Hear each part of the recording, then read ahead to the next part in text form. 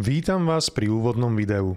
Tento kanál vznikol ako dlhoročný plán a projekt jedného zo zakladateľov. Matej sa po rokoch samoštúdia vojnovej histórie rozhodol, že sa s vami podelí o svoje poznatky a ukáže tak i mladšej generácii, že história dokáže byť poučná a fascinujúca. Aj napriek tomu, že bude tento kanál zameraný na vojnovú tematiku, nikto z členov neschvaľuje vojnu ani utrpenie, ktoré s ňou prichádza. Vojna ale prináša zaujímavé príbehy ľudí, na ktorých by sa za žiadnych okolností nemalo zabudnúť. Naším cieľom je priniesť vám poučné informácie. Niektorí z vás ich využijú pri štúdiu, iných možno obohatia o všeobecné znalosti. Dávame si záležať, aby informácie, ktoré od nás nadobudnete, boli vždy pravdivé.